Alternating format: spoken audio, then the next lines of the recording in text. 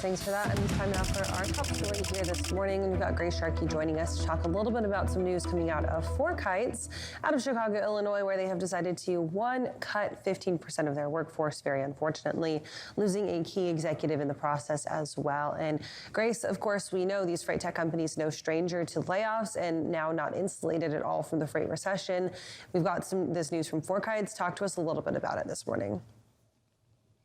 Yeah, and to even kind of broaden this as well, it's actually a 15% cut across their Chicago U.S. locations and their European locations too. For them, and this is what we're seeing in really a lot of the visibility providers across the industry and tech companies across the industry too. It's time for these companies to start looking towards their line towards profit, and they said it right in their statement to us about these layoffs in particular. To quote them exactly, we're accelerating our timeline to profitability, taking our burn rate to zero now, and reducing our reliance on capital markets. And clearly, it's like I said, so a trend that we're seeing across all technology providers today. I'd love to hold them to that too. We'll see if we'll see any more layoffs coming forward into 2024 as well. But I think that big number right there showcases to you that it's time for a lot of these, what visibility players in particular it was so hot a couple of years ago. And I think now a lot of these investors want to see some return out of it. And again, that profitability side as well. And looking at a timeline as well, are there any inklings in terms of maybe they're looking to go public in the next year or two, going the SPAC route, trying to find maybe a buyer or seller? Or is this something where potentially behind the scenes speculating, of course, VCs are saying it's time? Yeah, I would say they're probably not going to get the best deal at this point. You see SPACs in general really falling apart.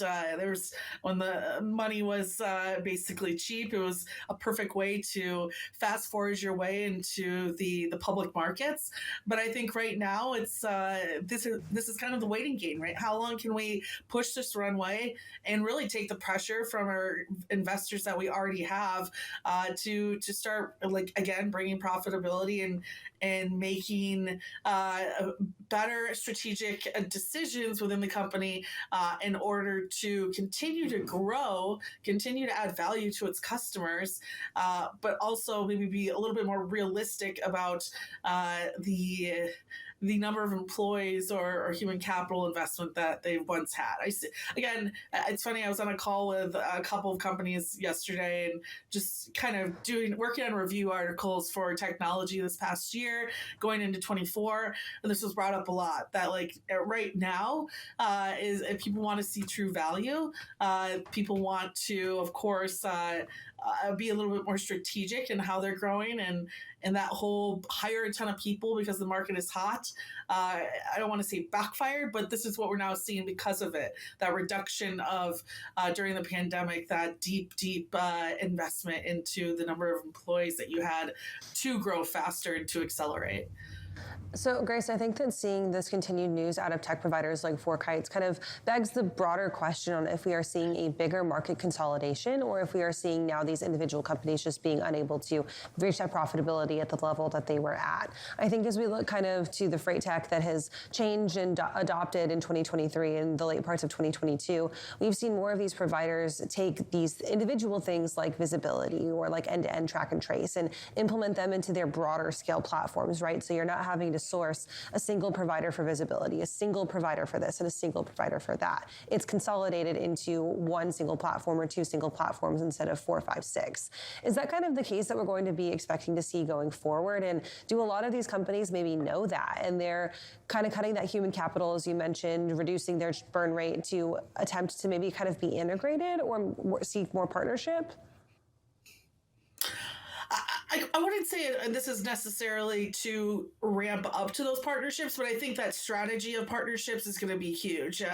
Someone wants to kind of consider that, at least I've reported on over the past 6 months, is, for example, Flock Freight. We just did actually a really great webinar with them the other day, and they brought up, this new approach of working with TMS providers, working with E2Open and others to provide their customers with a way to have the accessibility accessibility to shared truckload. And I think you're right. That's what we'll continue to see out of a lot of these providers in particular.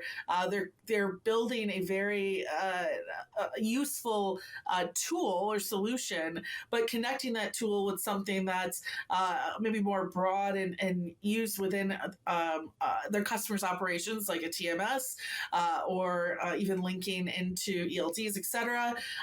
Those integrations are going to need to continue as well. So I think partnerships are going to continue to be something big that we see into the new year. Do I think that these cuts are necessarily tied to that strategy? Not 100%. I think we're still we're overcorrecting a lot of the we're correcting a lot of the overhiring that we saw, I think, a few years back. That's again in a situation where you could get money for pretty much nothing and really accelerate and ramp up, right? You always want to be the first to a certain level in these technology providers. But now that's not sustainable in the markets that we see today. And honestly, after the domestic summit that we had yesterday, everyone go watch a lot of those clips. Thomas, you talked to RXO. It's not turning around anytime soon. So it's the end of the year, perfect time to balance the books, figure out who you need going into 2024, and get that strategy towards profitability running. Looking at valuations as well, last year FourKites was valued at over around $1 billion. Do these cuts as well potentially set us up for additional rounds, additional cash infusions, or you think at this point we're on the launch pad and we're about to hit the catapult and get in the air? Yeah, I think this again is a little bit more of like a cleanup strategy to accelerate that runway, keep them going into, again, a market that's not going to be pretty anytime soon. I mean, think about it, especially someone like FourKites or visibility providers. If we're talking about in a situation where we need to cut capacity, well, that means we're also cutting the visibility of that capacity as well. So that's going to limit exactly what you're providing value-wise to your customers, regardless of how good the tools are. It's just, I think, overall, the market that we see today, and being realistic about your technology and the role that it provides in that market too.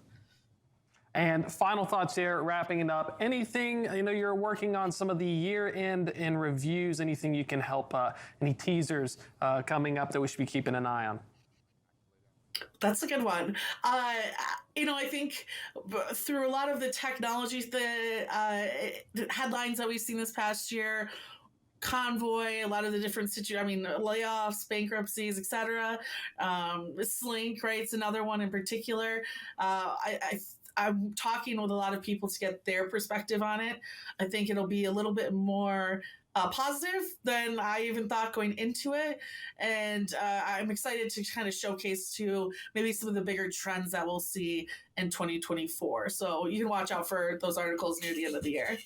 Looking forward to it, Grace. We're holding the champagne just yet, but coming up, we'll look forward to, of course, that excellent content coming up as well. Always a pleasure. Thanks. We are out of time, so I'm gonna have to kick it over to another wall. This one's not the carrier, but in fact, the headlines. Let's toss it over to Kaylee Nick's look at our top stories.